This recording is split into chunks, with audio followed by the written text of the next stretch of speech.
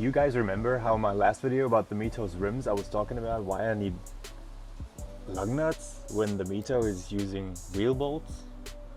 Well, let me introduce you to the new project car.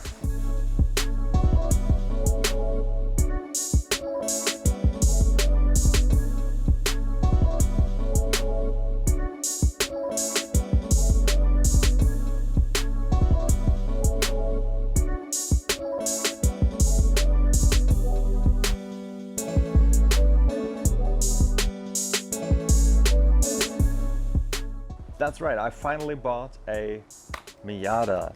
I was constantly saying that I'm a JDM guy or that I like Japanese vehicles, especially old ones with manual gearboxes and rear-wheel drive.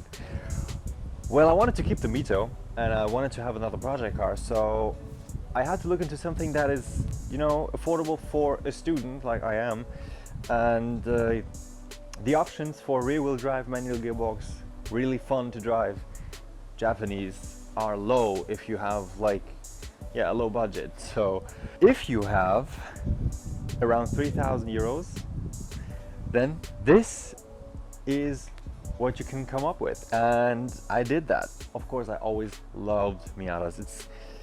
I always loved how they look. They're for the time, they're so clean and so beautiful. And I guess a lot of people would consider them cute, and a lot of people really don't like him because of that, because a lot of people think they look dull. I don't. So personally, I love these. Now let's start talking about the car's condition.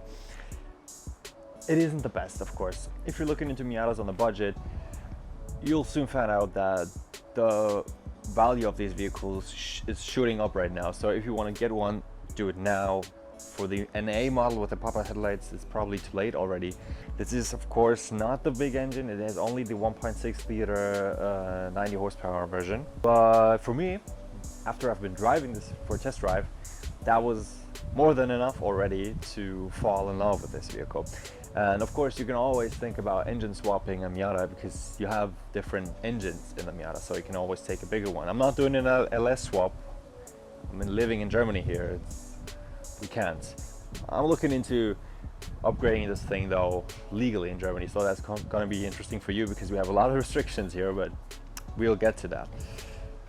So from the exterior condition, we'll have to talk about the rear in a bit, but here in the front it's fine. There's almost no rust.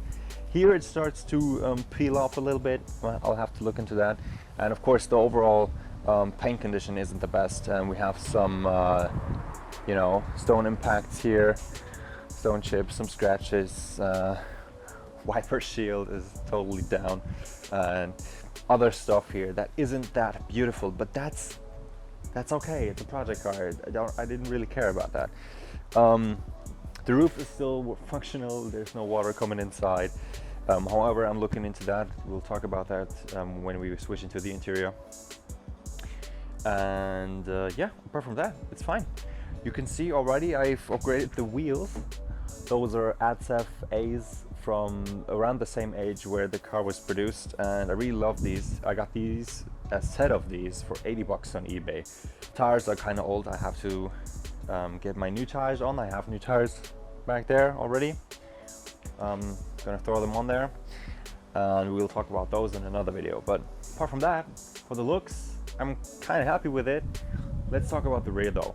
Now, one thing that we'll notice immediately when we look at the rear of the car is the rear fenders. The pre-owner did a great job welding it because it was a rusty mess here. I've seen pictures, and I was talking to a shop that I trust. They said it's fine. Could have been some improvements with welding, but it's fine. But what he didn't do great was the surface. He's not really good at that. He told me he knows he doesn't look that great, and that's why the car was so low on price, because it's kind of ugly. And we have still some bits that are looking like they're getting some rust soon, but overall the car is almost rust free, because he's completely taken it apart and restored the chassis. However, we will have to look into getting the surface done and paint this. But apart from this bit here, I really like how the vehicle looks. It's almost perfect.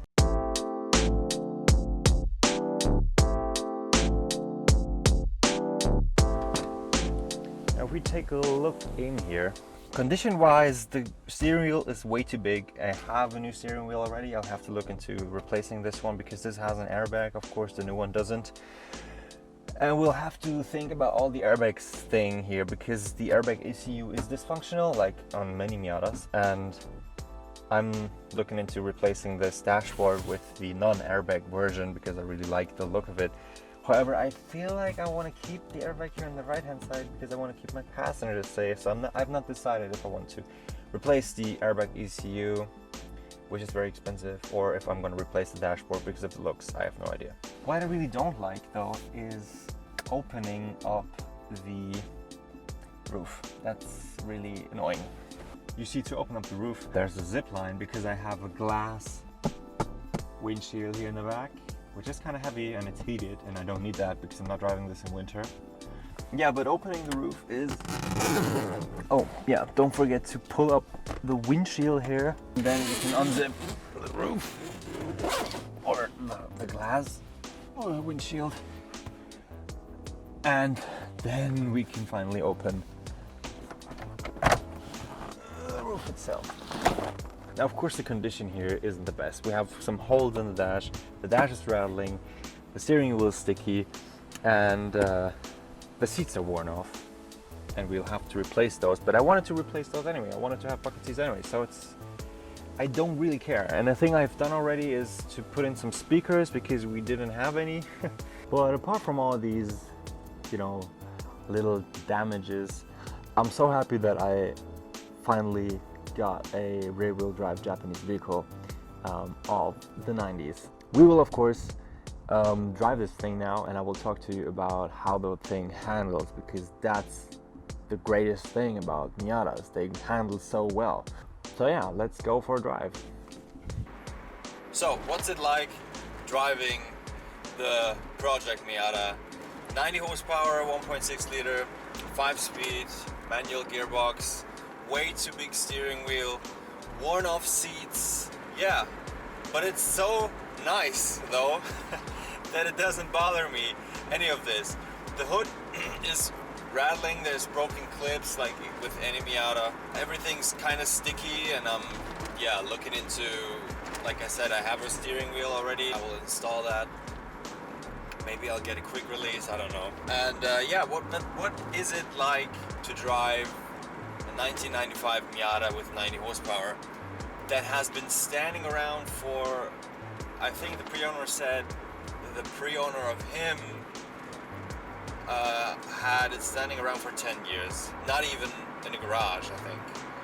So it's not that good, but I like the condition. It's not that good, but we were talking about that already. But driving,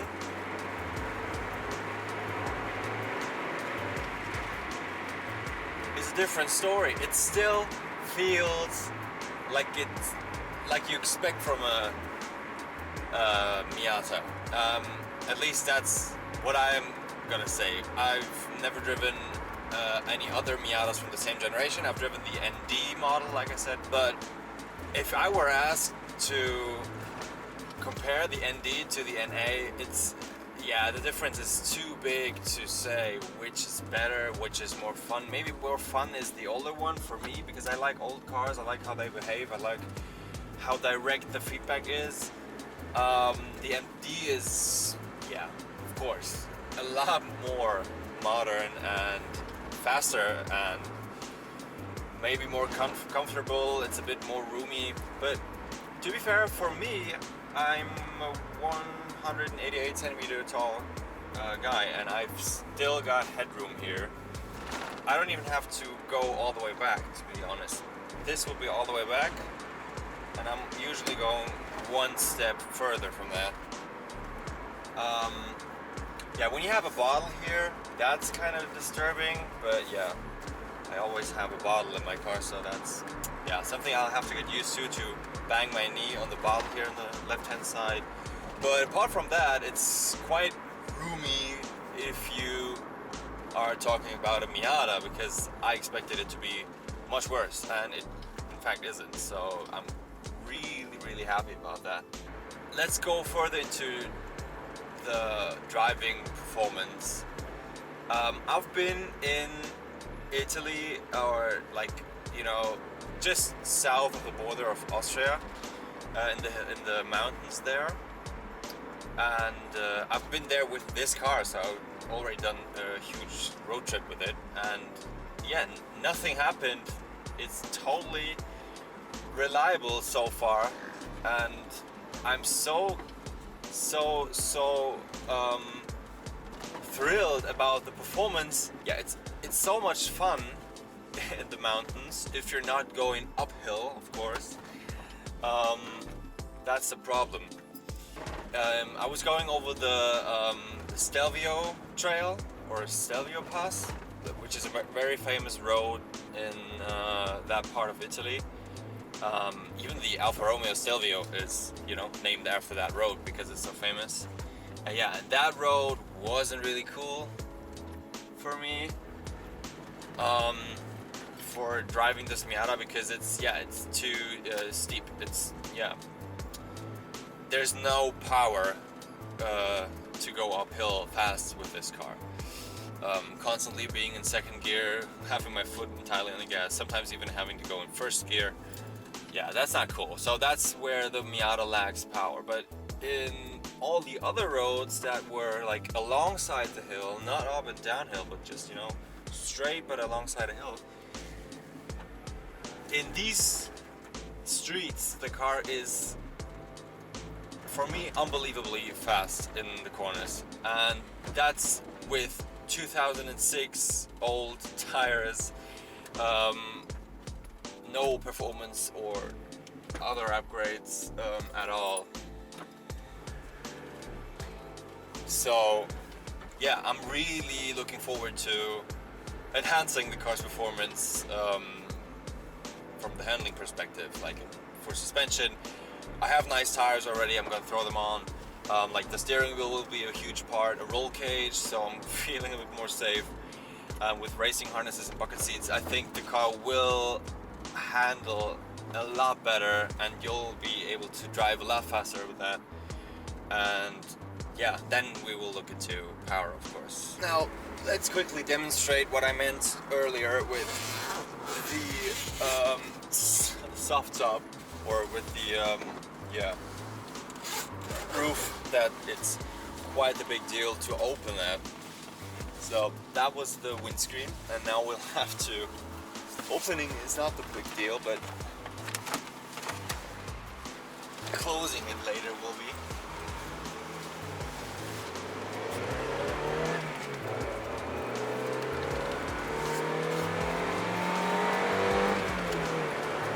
And driving open is, of course, way more fun than driving closed. What I really like about this vehicle is that everything you do, you can feel. In your feet, in your hands, the vehicle, everything it does, you have the feeling that you get the direct feedback. That's what I said earlier with old cars, that's what I like about them. But especially with this car, yeah, it feels so lively, so like it has a character to it while driving. Like right now I'm going 100 kilometers an hour and it's so shaky.